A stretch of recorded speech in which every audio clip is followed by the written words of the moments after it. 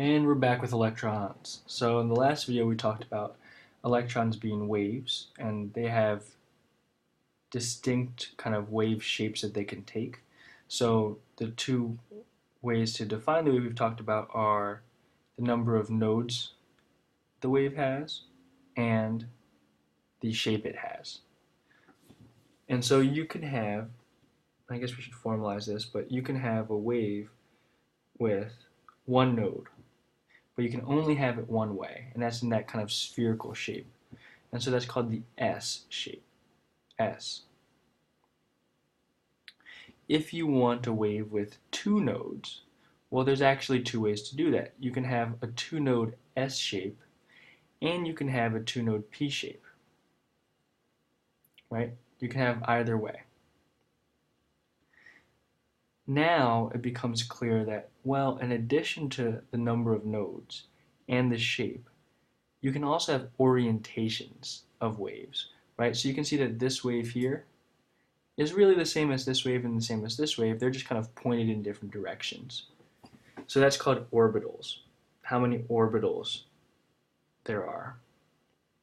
So again, so energy level is saying how many nodes and antinodes does this wave have, right? And so as you go up in energy level, you have more and more nodes and antinodes. And that actually makes your electron less stable, higher energy, less stable. You also have energy sublevels, which says, okay, my wave has this many nodes and antinodes, but what specific shape of wave is it?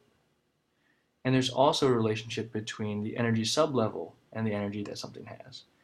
And the S, which is the spherical, has the least amount of energy. Then P, which is this dumbbell shape. Then D, which is like the double dumbbell shape, which is, hey, where am I? Okay, here we go. Right, D is this kind of double dumbbell shape. And then after that, the most unstable, the highest energy sublevel is F. And I don't even, again, if you can describe that, more power to you.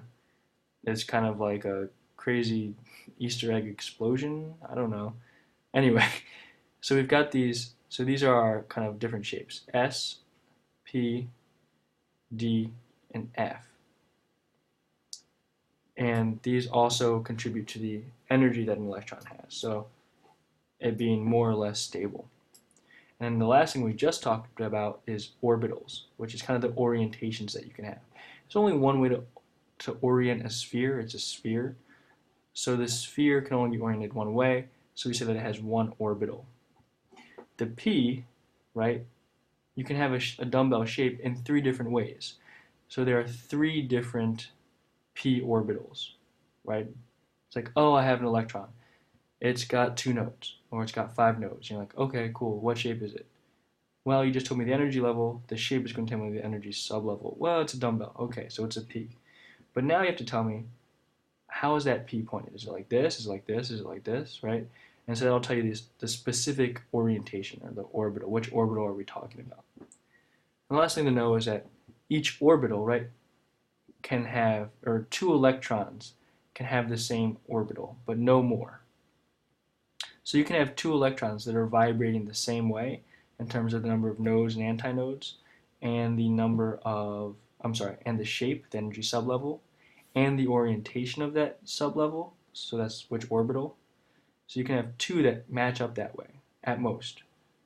You can't have three, right? So there are two electrons that could look like this, or two electrons that could look like this, but no more than two, just two. Okay. So, again, recap, we have energy level, which is saying, describing the wave, the electron wave, and saying how many nodes and antinodes. Higher the energy level, the higher the energy. Then we can say what shape is it, which is the energy sublevel. So that's going to be S, P, D, or F. Then we can have the orbital, which specific orbital, which are the different orientations of those energy sublevels.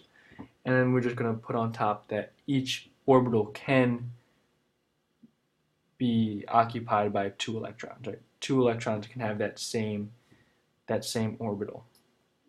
Again, just reviewing these shapes here. And you don't need to memorize these or anything. And we'll talk more later.